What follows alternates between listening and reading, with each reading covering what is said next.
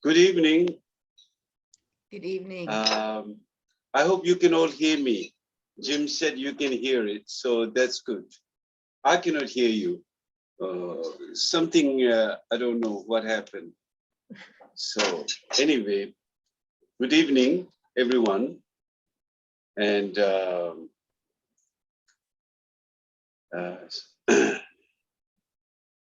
so tonight, before meditation, I thought to speak on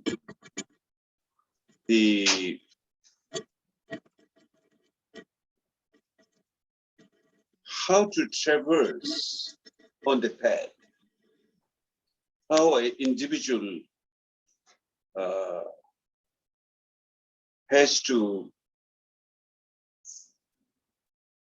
each one of us has to traverse the path. And how we're going to do that? We're going to do that, of course, without any question, through our mind. Beside your mind, there is no way to relate to anything. So therefore, how an individual person traverses the path on the path of the Dharma, on the spiritual path. So I think that will be the main theme of tonight's talk, my talk based on that. So first, let's do a supplication to Buddhas and Bodhisattvas. And then after that, I will give the teaching.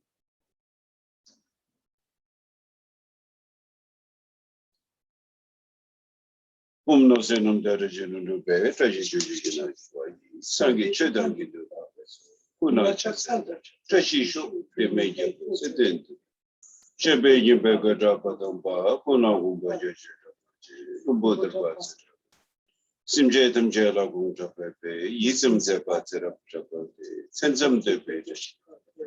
Devar shekwa gyala, chasalo, jambejunu, paden durjezi, jerezwa. Say nimbo deba nabrase, namge nimbo pachu kunduza, ube durje pepa. Lugo dawa rati nima yi, chasa elek nabrase. Chanchu sempa gyala, chasalo, tenjin dujo, tashi serginya, dujo buza, yung kama. Nyenda tunda puzo pepe, minu jase wonjuru kono. Tenjin dajo jegi. Chodu jawa shujengi jema, gesongo tempe pepe. Tashi lamu gyala chasa. Sangpa chimpo dejung seme bu, miktonda jangpo yu. Pake boda. Namte sede la se kolo tang tisho la tang dung dung do je se dewa rati chute. Sasum ne so gele tashi pe jide kyongwa gela chasa do daja tindri chawa. Geda nyewar sewa kunji ne dede bebe samde yishin tu tashi dele kusum soparisho daja tindri chawa sumba.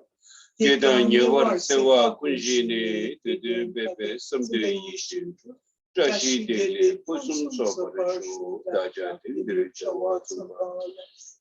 Yewar sewa kunjine tede bebe samde yishin trashi dele kusum soparisho.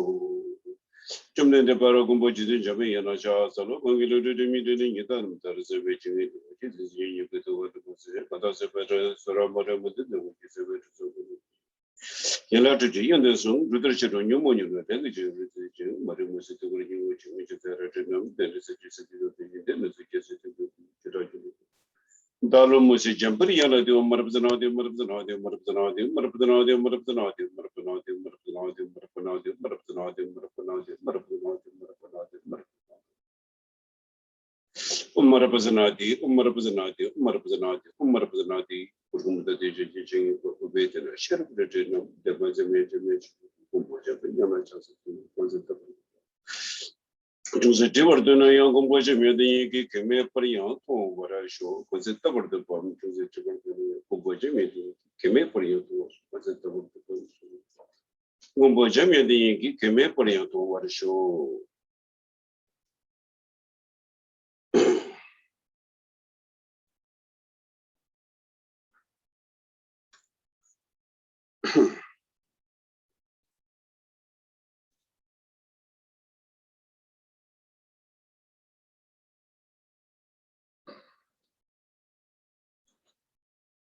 So,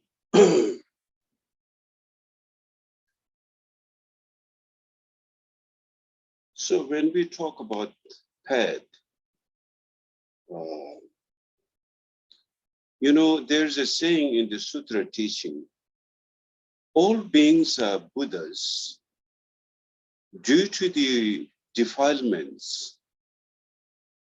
Of course, the root cause of the defilements is ignorance. Due to defilements and obscuration, therefore, one is not able to see through that. In reality, all beings are Buddha. That being said, what in the general Mahayana teaching, it is explained that all beings have basic goodness, fundamental basic goodness, or basic sanity in English, we can call basic sanity or basic goodness. It's the closest word to Buddha nature. Well, as far as when we translate what Buddha means, Sangye, Tibetan word is Sangye, Sanskrit word is Buddhi. Buddhi means wisdom or knowledge. In Tibetan translation is Sangye, means Sang means clear, and Ge means like the increasing quality of clear, or the increasing quality of the clear, so to speak. So clear means clearing all obscurations. The root cause, of course, we know the root cause of obscuration is ignorant. And then the three poison, attachment, aggression, and of course, ignorance, those are the three. And then the five passions, and then infinite passions, which arises, all afflictions, they are the obscuration. So what is to be identified, which blocks the view of enlightened mind or our basic goodness or basic sanity, is those obscurations, which root cause is the three poison, and from that spread all the like infinite passions and neuroses. So one who is able to clear that obscuration is called clear. But sang means like if there's like a dirt in the room, you open the windows and then all the bad smells and everything goes away, like sang, purifies, clears. So that's called sang. Then once it is clear, then all the quality which is increasing, the noble qualities, you know, such as the, we can, you know, the infinite, but we can say it's like 6 paramita for immeasurable, immeasurable kindness, immeasurable compassion, immeasurable kindness, immeasurable equanimity, and then the paramita of generosity, ethics, discipline, diligence, one-pointed focus, and then the wisdom, 6 paramita, and infinite strength, and the infinite qualities, those get increased in the basic goodness. So that's what basic goodness comprises. Mean Buddha nature within all being means that all being have the essence of that basic goodness. And so what is this afflictions and the habits produced by those afflictions are called temporal obscuration. They're not called inherent obscuration or primordial obscuration. They are called temporal obscuration because they're cloud, like a cloud in the sky, where cloud is not the nature of the sky, but it just like manifests due to different circumstances. And once the circumstance of the clouds dissolve, then the clouds evaporate, and the sky is always stainless, clear sky. Never, the cloud is never part of the sky, but it's just like expression, which temporal expression of the sky, temporal. So we see clouds coming, regardless, no matter how, like a hurricane level of cloud, dark, thick, and like menacing looking and so strong, but they all clears away. You know, it could take like a few hours, few minutes, but at the end it clears away. So they are called temporal advantages, circumstances, temporal advantages. And where the temporal advantages come, they comes from the 3 points. The root cause is ignorance, not seeing the nature of reality, but rather taking the appearance of that temporal obscuration as something inherent entity. So supposing like anger. So when you look at anger, you think, oh, anger is inherent, desire is inherent, jealousy is inherent. So the problem of not seeing is basic goodness. That's where we get trapped. And once we get trapped in the cycle, and it's become almost impossible to get out of it. Like there seems no exit out of it. Always one is spinning between, aggression and this affliction to that affliction. It's like a volleyball, constantly two sides playing, all they can, like there's no end. Or like a cycle, that's called the vicious cycle. And one is trapped in that. And then by not seeing his fundamental nature, which is like a stainless sky, which is like clear, then we get trapped, and that is the very cause of our suffering and confusion and being trapped, and goes through infinite or incredible level of confusion and suffering happens to us. And then our experience of that obscuration includes our body, includes our speech, and includes our mind. And when we look at the body, speech, and mind, when we can see subtle body, speech, and mind, and gross body, speech, and mind. When we look at our daytime, when we awake, that's called gross body, speech, and mind. And when we go to sleep, that's called subtle body, speech, and mind. Because in your dream, you see your, even there is nothing, but you see your relatives, your enemies, your friends, in your body, all thing, you're going through the whole thing in your mind, just like right now during wake-up daytime, which is gross phenomena. And subtle phenomena is during the nighttime. Basically, both during the day and during the night, both are projected by your mind. Both are projected by your mind. The nighttime is also one who goes through is your mind. The daytime, your phenomenal experiences also go through your mind. So your entire phenomenal is going through your mind. So then really the question comes, what level of mind is going through? Confused mind, that's why we call confused mind, or it just basically in two ways, we can say enlightened mind and confused mind. Enlightened mind means seeing things as it is, how it is fundamentally or primordially, is in its own essence. That's called enlightenment. So, in other words, we can also say the difference of enlightened mind experience and difference of unenlightened mind experience, appearance, the external object, appearance, and the one who observes. There's an observer and observed, subject and object. If the subject and object comes in a coherent harmony, that's enlightened mind. If the subject and object comes in conflicting path, that's called unenlightened mind. So, for example, the experience of ego, the experience of all affliction, the experience of ego, when we have identification of ourselves as a person, we have a label, name, John, Mary, so-and-so, whatever. But our notion of deep inside feeling is there's like inherent, independent John. But actually, when you really investigate, where would a self or name can be named upon? It has to be named upon something.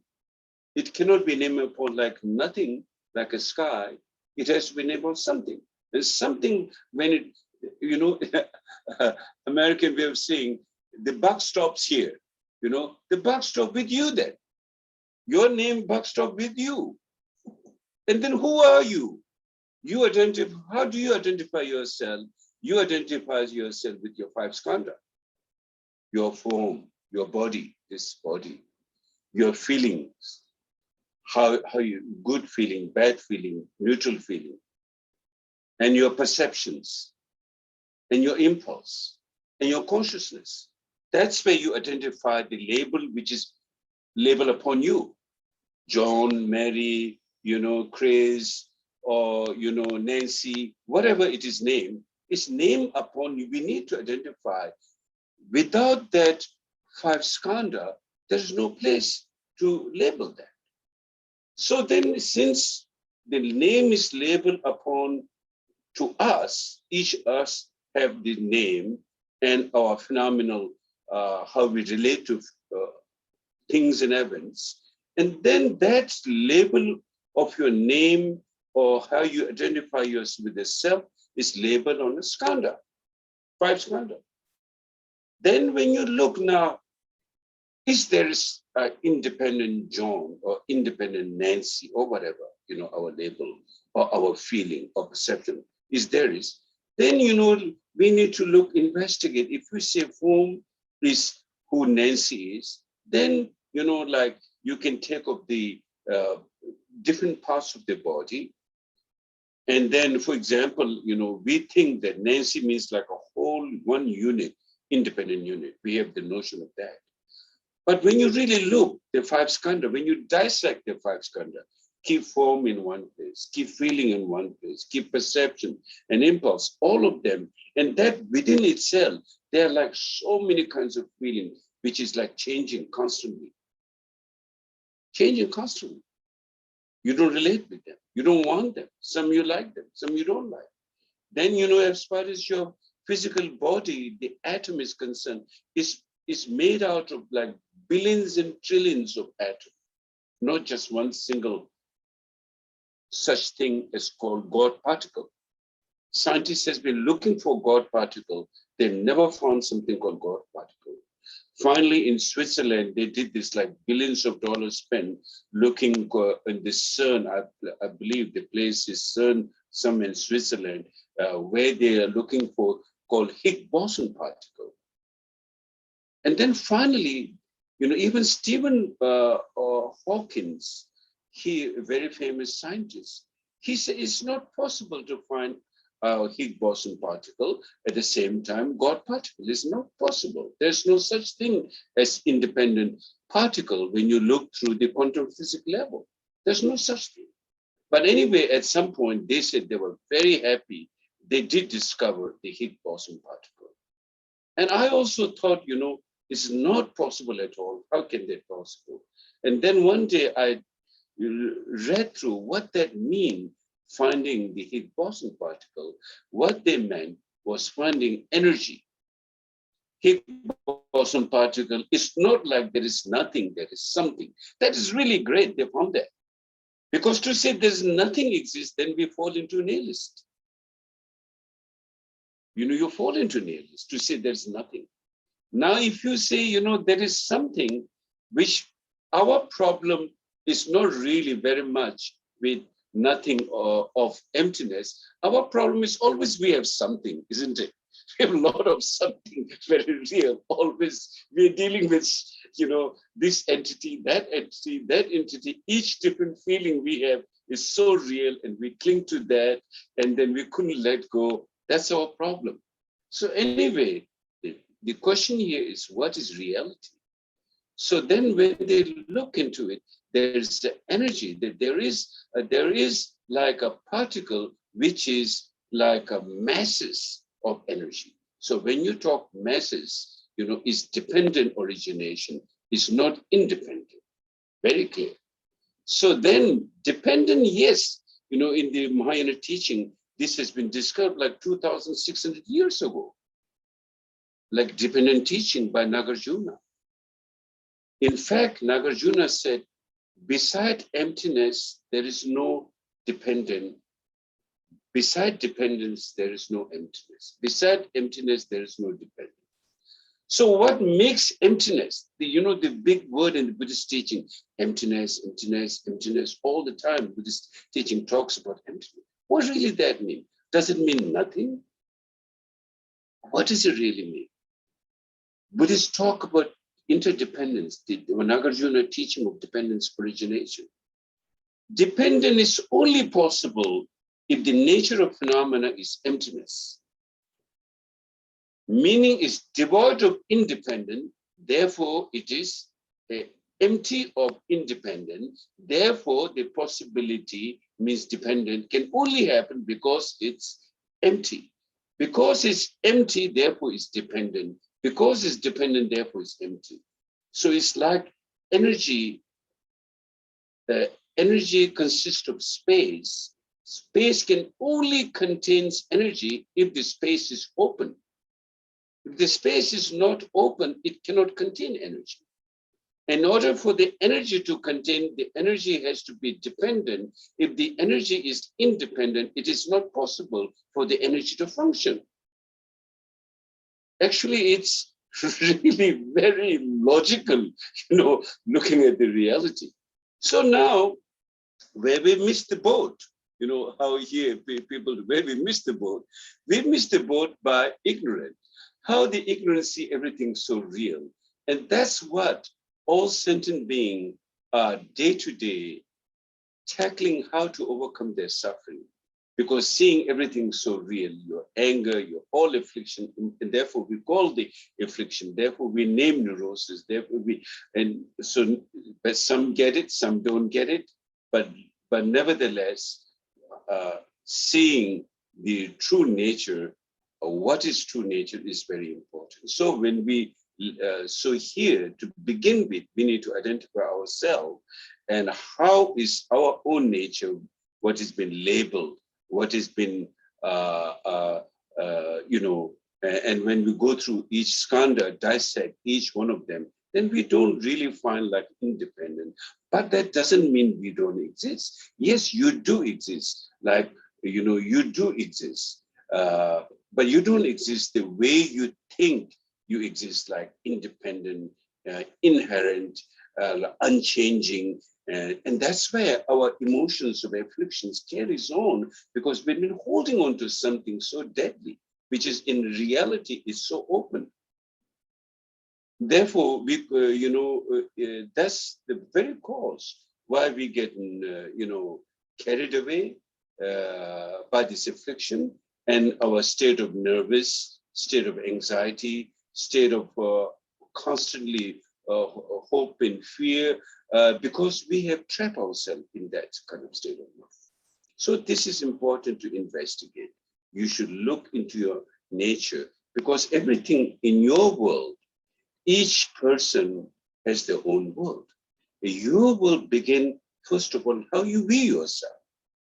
How do you think of who you are? So you need to check who you are. You need to relate to each one of the 5 skandha. So once you know where to begin with, your journey starts from you, isn't it? For example, in the principle of mandala, the center of the mandala is the most important. And the center of the mandala is you, your mind is the center of the mandala. So from that, all activity happens. Peaceful, restful, increasing, energetic, magnetizing. Whatever you do, it all begins from you. Now, if you see the one who is starting this journey, the one who is beginning to do something, if the beginning gets wrong, the whole thing gets wrong. It's like you want to go to east and you started to go towards west. Instead of reaching east, you will reach west. Your whole journey can go wrong. So that's the difference between ignorance and wisdom. You need to understand what's the nature of your skandha. And then, so much in the Buddha Dharma is to nature of your mind, nature of your body, nature of your skandha. So much looking at that reality. What's the reality of this body? What's the reality of dependent? Why it is interdependent? What's the benefit of understanding this view, this philosophy, this view? And what's problem by not seeing? What's the problem by seeing eternalism? And what's the problem of seeing nihilism? So because we begin our whole life, the journey, and then your world begin to manifest back at you like a world is like an echo, accordingly how you see yourself. So those who are very egoistic, we call they get narcissists. And that's how they begin to see the world. They live in that world. They think it's right thing. They think it's the perfect, ethical, moral, and I'm the righteous way how I see the world. They don't see, oh, I'm neurotic, I did wrong.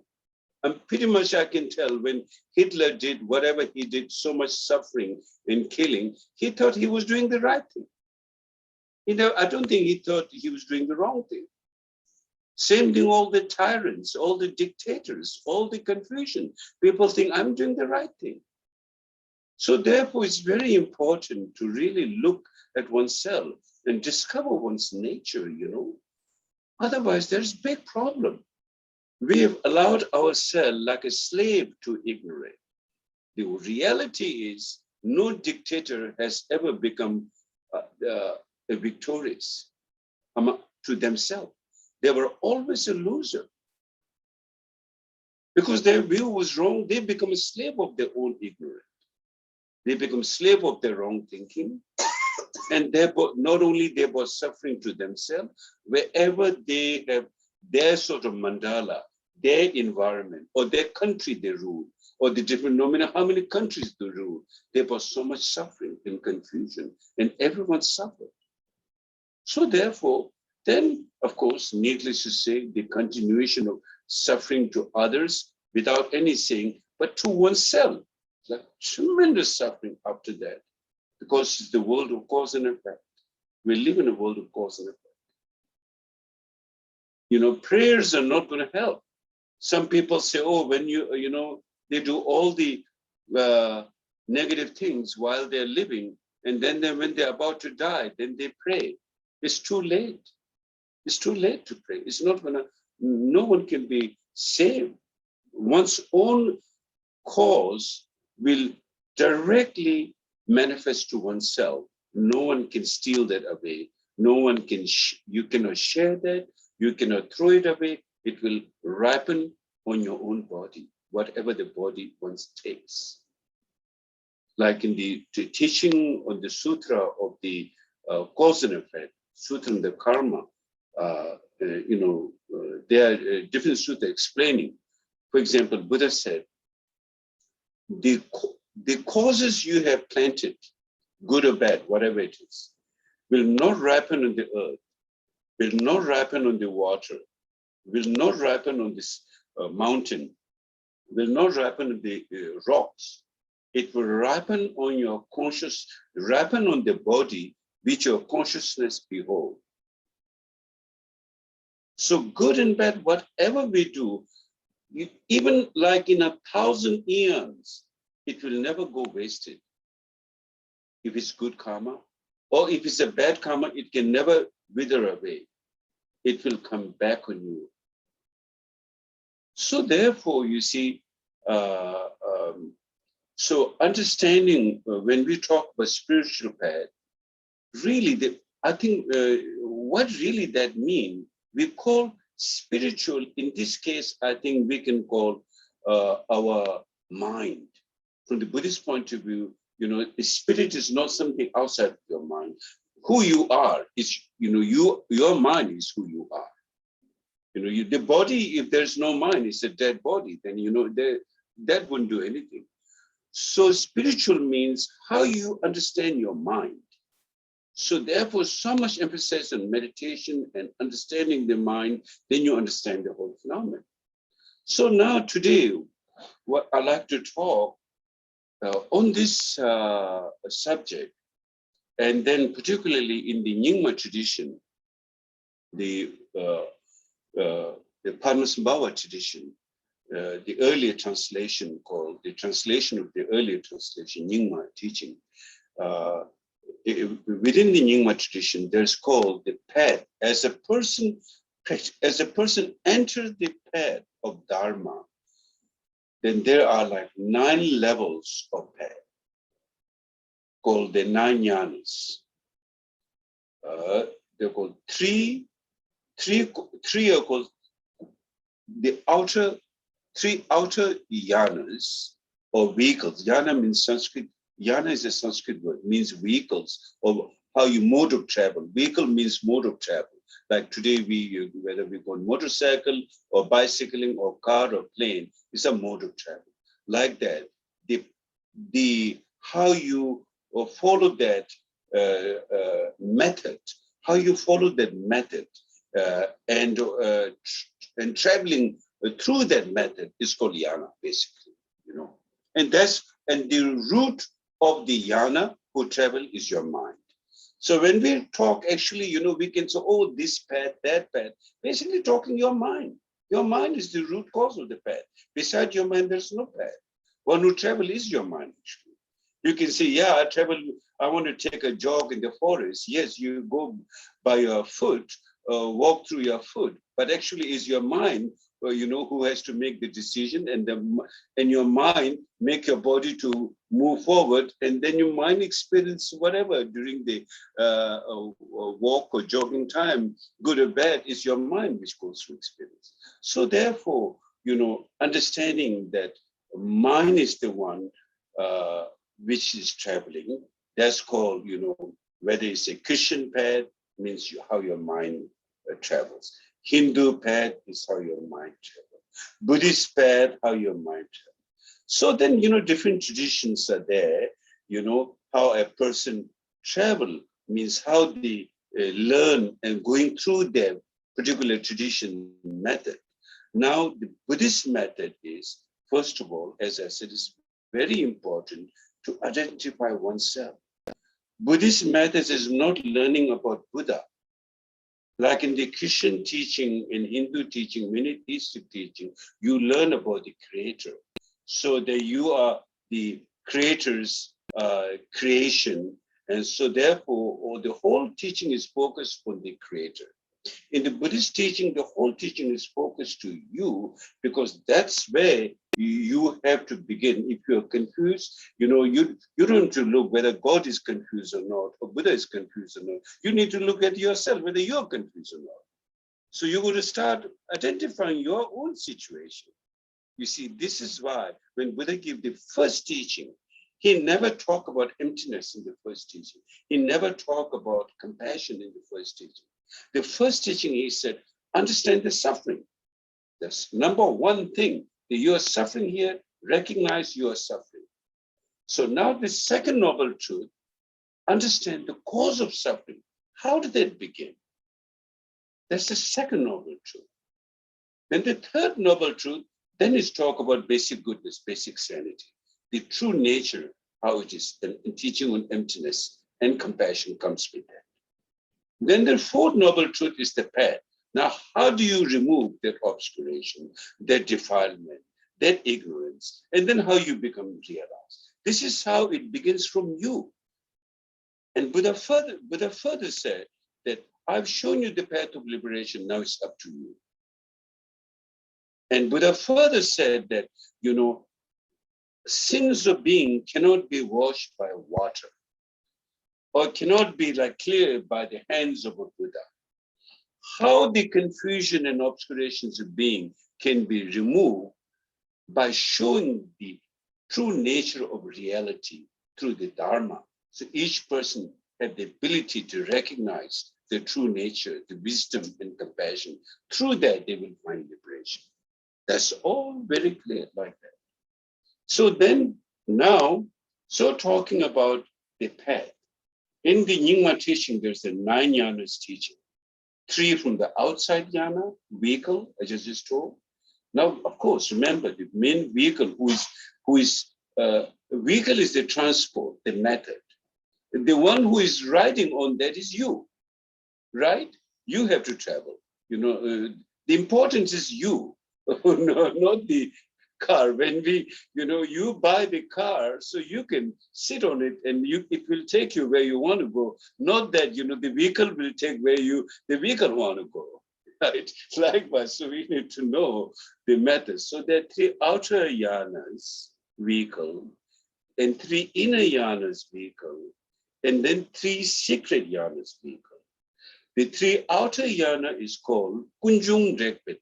Kunjung Rinpoche in Tibetan word is talking about cause and effect. Kunjung, where every, all our suffering came from affliction and ignorance. So it's basically the three yanas in that is the Arahat, the Shravaka yana, then the Parteka Buddha yana, and then the Bodhisattva yana. Those are the three outer yanas in the 9 yanas.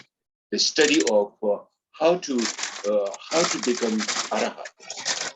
The Shravaka yana means basically, the word sounds like a little bit foreign and I can understand, but what really means, for example, I said, when we talk about spiritual means, it's basically your mind, how you traverse that mind. Same thing here, the Chikunjung, the outer yana, is the Hinayana pad. Within the Hinayana pad, it's called lower mind because you only think, how can I find liberation out of this samsara and achieve the highest state called Arahatship. Arahat means one who has destroyed all enemies. So in detail, you have to go through the study. There are many different texts to study of the Hinayana, but since we don't have the time here, I'm not going to explain. I'm just laying out the map, so to speak, tonight, laying out the map, how it is. So in that one, what's the main focus of the Hinayana is discipline practice, ethical practice. Ethical practice, and then inner practice is on meditation and seeing through the analytical meditation, discovering that there is no such thing as self, and because self, no self, called no self, arahat. So, and therefore they've destroyed the affliction of ignorance and afflictions of gross aggression, gross attachment, and gross this and that, all kinds of gross affliction. They're able to destroy that. And then what the state called Arahat means, now they have become victorious in destroying all affliction, all gross affliction. They still have subtle affliction left. Therefore, it's called Hinayana. So they're able to deal with that. And then the state of Arahatship is achieved through that practice, finally. Then there's within the Hinayana level, then there's called Parteka Buddha level. Parteka Buddha means self becoming Buddha, sort of like Rang Sangye means oneself becoming Buddha, is called. Now, how does that happen? That happens due to aspiration. A spiritual person making aspiration, certain people make that aspiration. Like, may I become realized, enlightened, when there is no Dharma generally in the world. There are times where there is no Dharma in the world for like eons. It's not that always there will be Dharma in this world. There are times where people don't hear a word of Dharma, a word of compassion, completely ruled by barbarians. Like, things like that happens and tremendous suffering beings go through. Right now, it's a very fortunate eon where Dharma is still existing. So not always there is Dharma like that. So anyway, so the Parteka Buddha, when there is no Buddha come, these great beings, due to their aspiration during this lifetime and over their life, they practice and then they become realized. And they make their aspiration to be realized at the time when there is no Buddha. So they show examples through them like miraculous power. They never give a word of teaching, but they come at a time when there's no Buddha. So like, for example, they show like, either they're, flying in the sky, or like half of their body into water, half their body into fire, just basically miraculous thing. And then people get awed by that.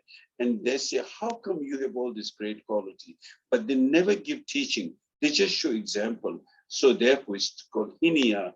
Hinayana means small vehicle, because due to their aspiration, not having bodhicitta mind greatly, working towards the enlightenment to all being, but rather working one's own self-infliction, how to destroy that, which they were successful in destroying their self-infliction, but without the compassionate holding of all being, they're not able to bring their power to benefit being much. They can have limited benefit by showing that, inspire other people, but it's like that. It's pretty much like I heard today John Lennon music, imagine this, imagine there is no poverty or whatever, imagine the world is in peace, but he cannot do much, he just imagines. So it's like Hinayana in that level.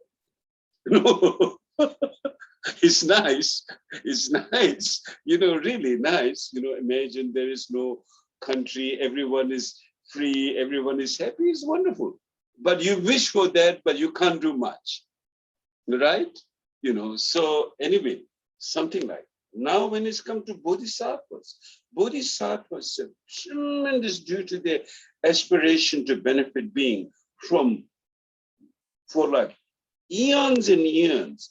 And the way the bodhisattva make commitment when they take the vow, I will come for even for one being left in this world or in this universe, wherever they are, I will come back to benefit and liberate them. That kind of powerful bodhisattva aspiration is there to free beings from suffering. Whether I have to be their wife, whether I have to be their husband, whether I have to be their children, whether I have to be, whatever, in the form of animals, in the form of humans, whatever it takes to become a bridge for them or whatever, I will come and benefit being to liberate. So like their main practice of that and the wisdom of emptiness, so they're able to have that power to do that. So wherever bodhisattva goes, they leave a trail of happiness and clear light and wisdom. And wherever a negative being goes, they leave a trail of suffering and confusion. So therefore, it's very important, I said the first thing in the morning when you get up, set your mind, set your mind. How do you set your mind? There are different methods. The Vajrayana method, or generally from the Mahayana perspective, do a Tonglen practice, taking and sending, and then you build up positive energy. When you build up heart and compassion, that day, whatever you do, your career, whether you are a bus driver, whether you're a doctor, whether you're an artist, whatever you're doing, you will benefit being, whoever comes into contact. And if you don't set up your mind, even the mode of travel, the vehicle, let's say you are a physician, a doctor, a nurse, but all you think is, how you're going to make money and how you're going to give the, sell a medicine and so make yourself rich and make the company rich and doesn't care about the other person. It's destruction. Even the mode is like looking good, but in reality, it's negative thing. Then there are mothers, who mothers look a little bit like hard and look a little bit harsh to their children, but with tremendous love.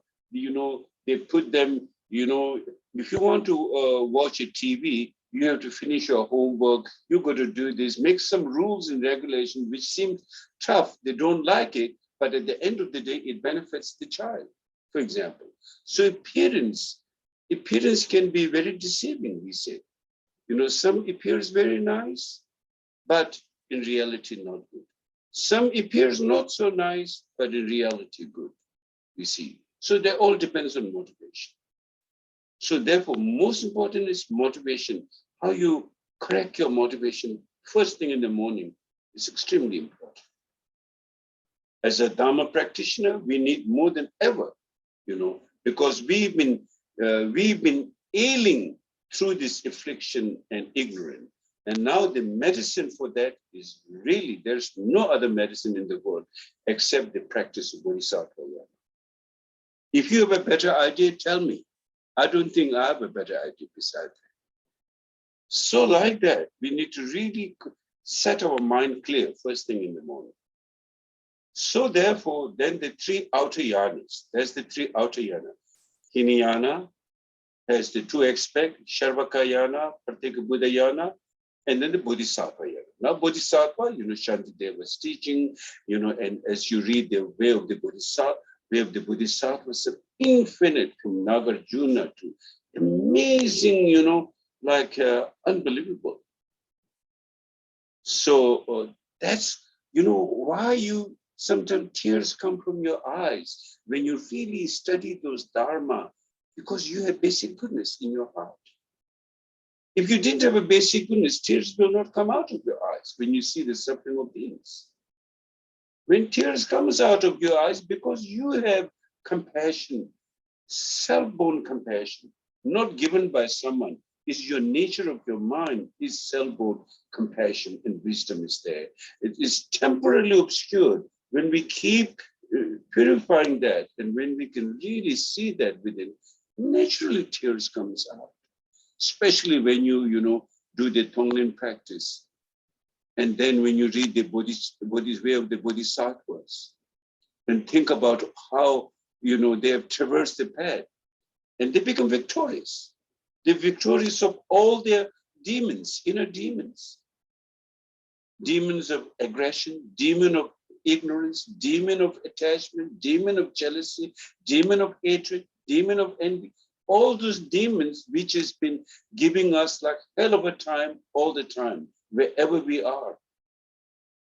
So through the mode of vehicle, which the Mahayana had, so those the three outer yanas, according to the Nyingma tradition, three outer yanas, how a practitioner should follow the path of the Dharma. Then there is three inner yanas. That's called, then the inner yana is Kriya Tantra, Yoga Tantra, Charya Tantra, Anuttara Yoga Tantra, 4 Tantra. Then there are different modes of practice, like Tara practice, feminine wisdom deity, Tara practice, Charya, Kriya Tantra. So in that practice, then you do like fasting, and then you do like, there's particular different levels of Tara practice. One become vegetarian, then one takes like, sometimes take twice a day shower, keep very cleanliness and external behavior, internal mind, vegetarian, of course, compassion. So there's a whole sets of practice. Now you go deeper to your awareness. You go deeper, in those three outer yanas, modes of method. You see, modes of method, you're dealing with gross mind, gross afflictions of all kinds. You're dealing with how you're transforming your gross mind through those modes of method. Now then, when you come to the inner yanas, three inner yana, you're dealing a little bit more subtle mind now, because you've dealt with the gross mind in earlier. Now you're working how to transform your mind on those, less of a grosser mind. So it becomes less and less. Then the third yana is the Nyingma tradition, the most special method called the imperial yana. So Chhoje Rinpoche translated is called imperial yana. Tibetan word is called Wong Gyurtap Kitekpa, like become victorious ones from all afflictions and all confusion and demons within oneself, whatever we would call, become victorious. Like imperial minds, the most powerful one. Of course, today, when you look in the political field, then there's the communists called the imperialist American or this and that. Of course, we're not going to get into that. But basically, imperial means the most powerful, the most victorious. And Wang Gyurtap, how do you conquer, like empire, in order to become empire, one is to conquer. Otherwise, you cannot be an empire. Same thing, you have to conquer all your afflictions and transform that into a beautiful state. And that's what the imperial Yana, the highest of the three. And those highest of the three is Maha Yoga practice, Anu Yoga practice, and Ati Yoga practice. Now, what that means, then, now you've been working with a very gross mind at earlier stage. Then, you come to understand your more purified mind. In some way, more sanity mind. Gross mind, insanity mind. How are you able to deal with that? Then more sanity mind. Then finally, very sanity mind. And then extremely sanity mind, which is the Ati level of Chhoje teaching. So now these are methods shown how we can transform ourselves, how we can transmute our mind on the path towards our enlightened mind. The goal is our liberation and freedom in seeing the true awareness, true reality. And the methods are used, and those methods are able to transport us. Like if you go through like a bicycle, it will take a long time. That's the Hinayana path. Then the Mahayana path is like going on a motorcycle. Then the Vajrayana path is like driving in a plane. Then the Maha-Ati is like going in a rocket. You can only reach the outer space in a rocket, not in a propeller plane. Even a plane cannot take that. You need that kind of mode. So now, the Nyingma tradition, these 9 Yana stages, one of the most, so what's happening on the path, remember, gross mind, insanity mind, let's say. Then subtle mind, more sane mind. Then very subtle mind, then basic sanity mind. Then the most Maha-Ati Dzogchen teaching introduced in ultimate nature of the mind is the extreme, like utter sanity mind. So we can put it like in that level. In like not gross mind, subtle mind. Subtle mind here means not like you are daydreaming or subconscious gossip. I didn't mean that. Here, from insane mind, gross mind to like more sane mind, and then a little bit much more, basic goodness now mind to absolute utter basic goodness. Now, when I say that, in the, one time somebody asked me the practice of deity. What first of all, again, there's a mode of travel, is a method, practice of whether it's feminine deity or male deity, because what is a deity? Deity is a union of wisdom and compassion, whether it's male deity or female deity. That's it, period. It's a question of the union of male and female enlightened expert, wisdom and skillful. If there is a feminine principle, normally the feminine is related, feminine energy is related with the wisdom, and male energy is related with skillful mean, compassion. But at the same time, there is no skillful mean beside feminine principle of emptiness, and there is no emptiness beside compassion. They're inseparable. That's why it's called the ultimate basic goodness is non-dual. Non-dual, not like you put a white thread and a black thread put together. It's not like that. Within that white thread itself, there's a feminine principle and male principle. And then, within the male principle, there's the skillful mean of the male principle and the emptiness of the feminine principle. So now when we talk about, compassion and wisdom, already that take us to a level where there's no dualistic deception and dualistic obscuration. No ego, no afflictions of ego, no habits of ego, That's like the pure wisdom of emptiness and compassion. And like there is no place for like impurities. Like there's a saying, traditional example, it's like being on the island of jewel. If you land up on an island of jewel, then there's no ordinary stones and no ordinary sands. Everything is jewel. So like that, the metaphor for the ordinary sand and the ordinary stones is for like the ignorance and affliction. And the metaphor of the jewel island is like there's no ignorance and no afflictions because they're all been purified. It doesn't exist in its very nature fundamentally. Now, how do we know that? How do we know that there is no, in essence, there is no affliction in its essence? I've said many times in my past teaching, according to Sutra teaching of dependent origination, that, for example, what we think like anger, for example. I use this example because anger is a predominant emotion that we all go through. So like when we anger, we think like so strong anger, like, unchangeable anger, unforgivable anger.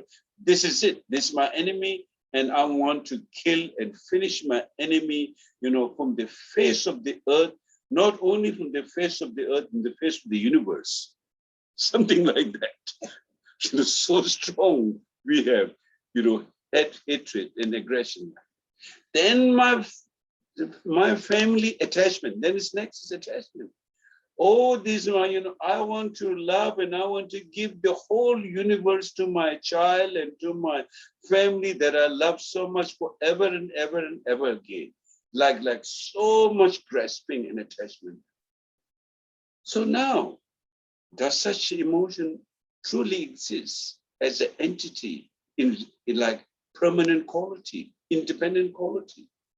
Then, first of all, how that emotion arises? The object and the subject. And then when you really look at the object itself, object has so many facets, therefore we say, oh, that person, I saw one time recently the description of some news. That person is very nice, but he's a very complex person. It's true. Very many different facets each person has. In this way he or she relates like this. In that way he or she relates like this. And that also then begin. And there, so many changes happen in their own life. Like, so everyone is going through so many changes. So it's very complex life. So then, and all those, and the complexity means it's not permanent. Complexity means it's changing, but we just momentarily take as a credit. The credit is based on momentarily. Credit is not based on eternity. It's like momentary phenomena. So therefore, so therefore,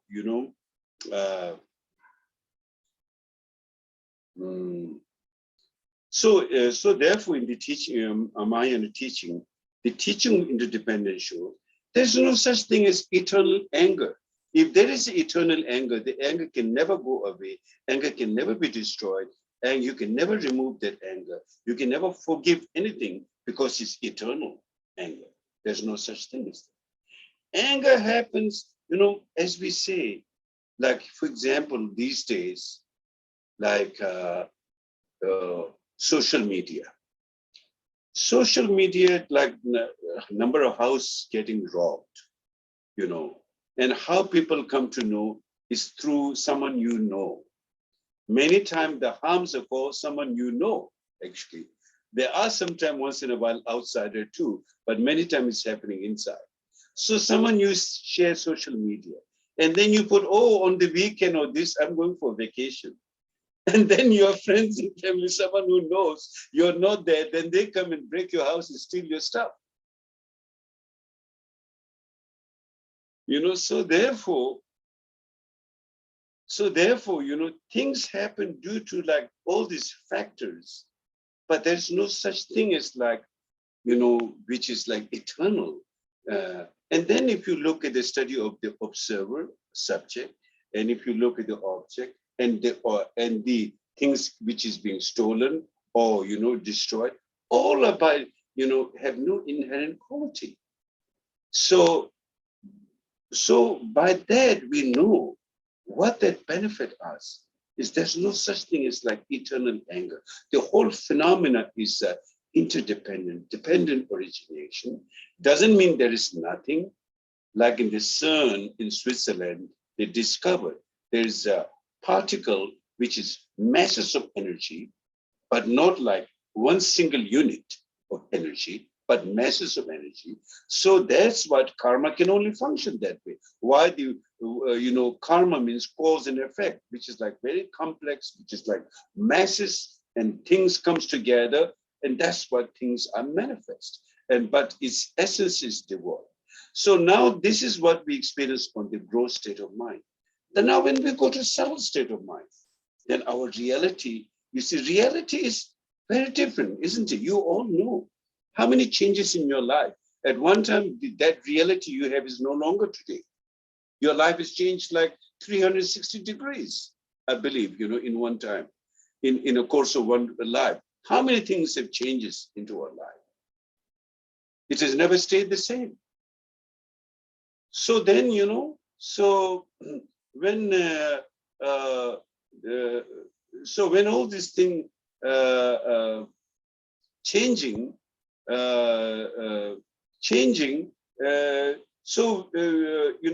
mind goes through from the right now on a grosser level, and you cannot say this gross level is really my life. Today, your lifestyle, whether it's your physical, whether it's your emotion, this is going to be, forever. It will not be a forever. It will change. And then when it change, it can remain in a grosser level of change, or it can go into like this, the subtle aspect of your mind. That depends on your spiritual growth. That's why we call spiritual growth. For example, if you never focus to the Dharma, if you never focus to compassion, if you never focus to wisdom, your mind will always remain gross. It'll be very angry mind, mind full of attachment, aggression, all kinds of infliction. The form will change, but deep inside, the core of the issue will remain the same. The confusion will remain the same. The ignorance will remain the same. The attachment habits, it may change the form, but the same thing. But then when you go through the different modes of the method of practice, from the Sharvaka Yana to Pratyeka Buddha Yana to Bodhisattva Yana and the Kriya, Tantra Yoga, different level, it changes. It changes to your basic goodness. That's the whole point, to finally to open your mind, open your heart. What is within you is really the whole Buddhist practice, not something to put you from outside, but what is within you. Unravel this amazing enlightened quality within us. So that is, something like that. And then the highest level of the Nyingma teaching is Dzogchen level. Now, like for example, now Dzogchen level is extraordinary path. It is said of all the 9 yanas, the 9 modes of travel, the 8th level, not the 9, the Ati is the top. So below the Ati, there are 8 levels below. 3 from the Sharvaka, 3 from the Sharvaka yana, then 3 inner yana, the 3 secret yanas. Out of the 3, all to gather, it makes 9. So let's leave the 9th one, which is the Ati Dzogchen. The rest from the Anuyoga to Mahayoga to then the Bodhisattva, the 4 outer Tantra, and then the Hinayana, Mahayana. All those are what? All those are, yes, their level of gross and subtle mind, but they are all on the path. You use your duality as a path. You use your mind as the path. Now the ati level, when it's come to the ati level, then there is, mind is not used as the pad. Wisdom is used as the pad. Huge difference. It's like when you sit in the rocket, where it will lift off, and when you sit in the plane, where it will lift, is a huge difference. You know, we can all say that. We will all know that. Likewise, when you use the wisdom as the pad, and when you use the mind as the pad, all the 8 yanas are mind pad. The 9th one is the wisdom pad. Now, how is that wisdom then, introduced to you? It has to come from your teacher. You're directly introducing what we call nature of the mind, ultimate nature of the mind. And for that, the person has to go through those yanas. One is to accumulate the merit. One is to really deal with the grosser level. From the Hinayana level, we deal with. Mahayana level, we try to bring the big awareness of compassion. We try to practice generosity. We try to practice ethics. We try to practice diligence in the practice of compassion and wisdom, not being lazy, discipline in our meditation, keeping our mindfulness, all those step by step by step.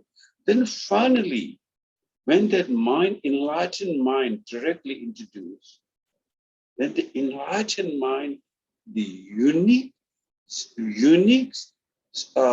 quality or unique method of the Dzogchen teaching is such that one doesn't have to, abandon the gross mind. One can see the wisdom mind within the gross mind.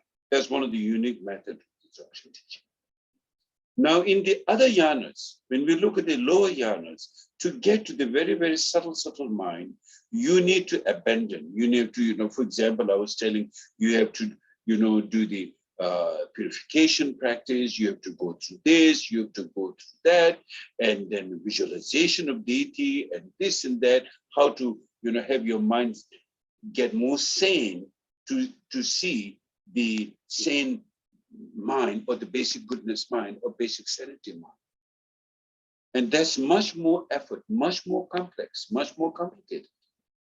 In the Dzogchen, every gross aspect of mind contains the wisdom. There's a saying, if there's a sesame seed is permeated with oil, if you squeeze a sesame seed, oil will come out, oil will come. But if you squeeze a sand, no oil will come. Likewise, all emotions, all afflictions, they all came from the aspect of our clear light fundamentally. And the clear light is permeated in all affliction. This is very unique method of Dzogchen teaching. So therefore, that's where you have to get there. And so therefore, why sometimes the Mundra practice and then, practice of Bodhisattva, are extremely important. Otherwise, you may not be able to grasp that, how to deal with the emotion and affliction through your awareness. Here comes the awareness. Awareness permeates all afflictions. Like, you don't, you see through that, and seeing through that, you're able to cut through, all afflictions and all gross mind, and seeing the ultimate true nature. So something like that, I thought today to share with you. And so now let's do a meditation. Okay, so let's do a sitting practice.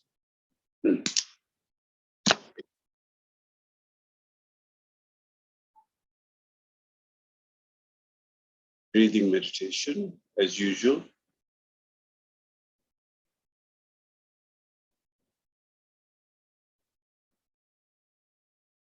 Clear light means, earlier I was saying, clear light means emptiness.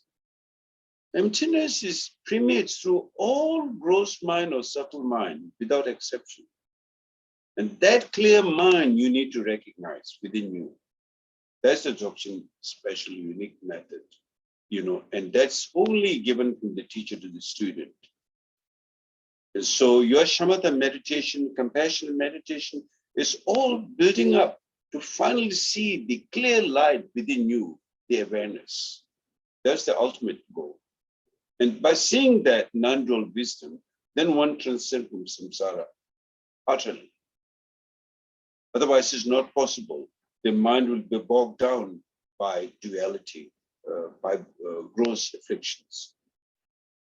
Please remember that word.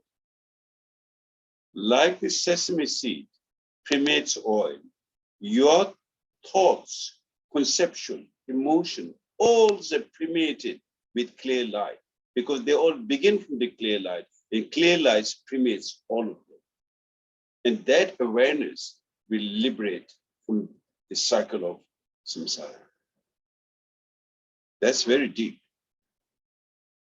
But the way to get there is step by step through your meditation. So let's do meditation, try to get there now.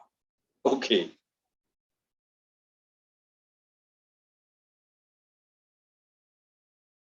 Focus to your breath. Very relax your body and mind. And when the thought arises, it will arise. Don't judge them. Just simply see that. And then allow it to be natural. And when you learn how to be natural, it will come and it will dissolve, because you're not judging. You're not making something out of it. You're allowing it to be utterly open and free. So your breath is your measurement, being still, in here and now with your mind.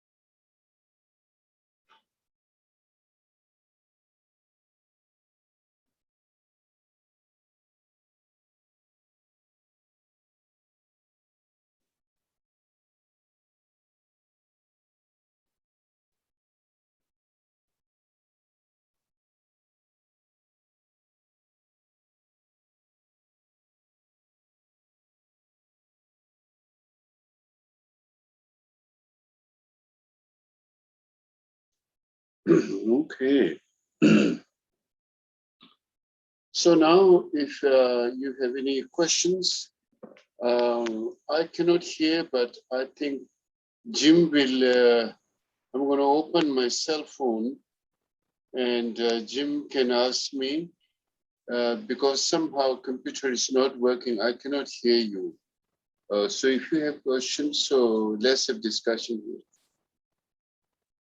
If anyone has questions, please type them in the comments section and I'll read it to Rinpoche. Just a moment.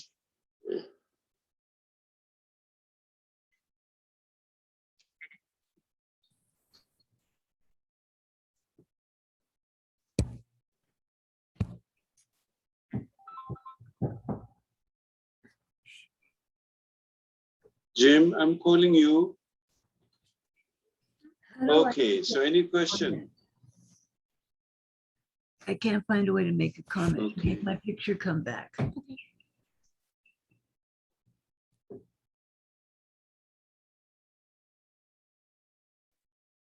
Kim, did you have a question? Can you hear me? I can. You can, okay. I just wanted to tell him that I have found a solution to my problem from last week. I got these sonic devices that don't hurt any animals or bugs, but keeps them away. So it was kind of a funny thing last week, but anyways, that's been resolved. So I want him to know that. Great. Rinpoche, did you hear that? Not clearly. Can you tell me? You want me to say it again, or you want to tell him? Uh-huh.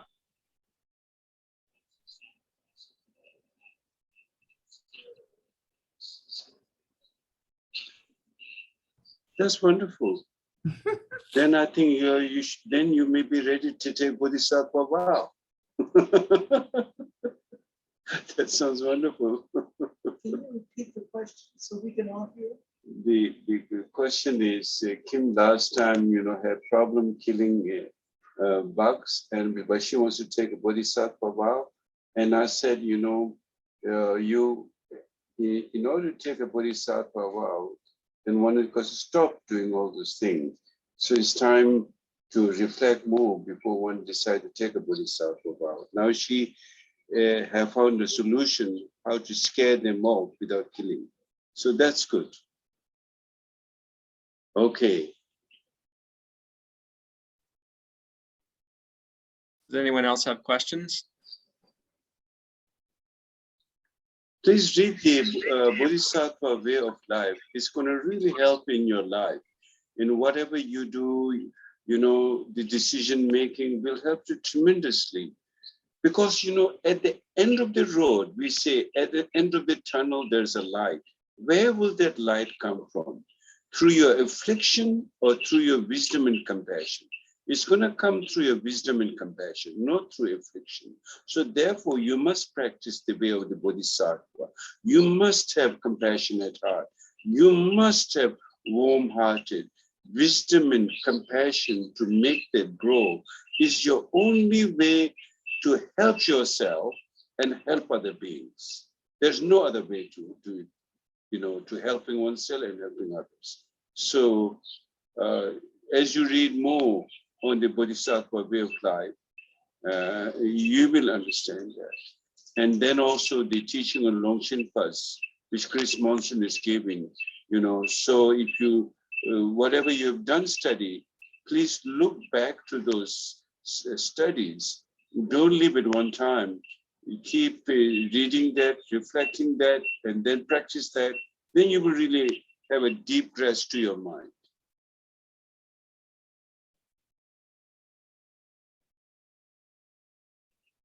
Okay, very good. So let's do world peace prayer. In the world in general and in this nation, may not even the names, disease, famine, war, and suffering be heard.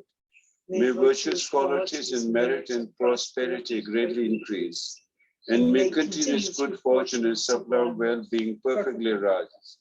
In the world in general and in this nation, may not even the names, disease, famine, war, and suffering be heard. May virtues, qualities, merit, and prosperity greatly increase, and may continuous good fortune and sublime well-being perfectly rise. In the world in general and in this nation, may not even the names, disease, famine, war, and suffering be heard. May virtues, qualities, merit, and prosperity greatly increase, and may continuous good fortune and sublime well-being perfectly rise. By this merit, may all beings gain omniscience, and thus defeat the neurosis and negative actions, which are the enemies, from the turbulent waves of birth, old age, sickness, and death. From the ocean of cyclic existence, may all beings be liberated. Thank you very much. Everyone, please take care of your health, be safe, and being safe physically is one thing, but saving your inner mind is a bigger task. So focus on that, both your body and your mind. Thank you very much, everyone. Take good care. Okay, good night.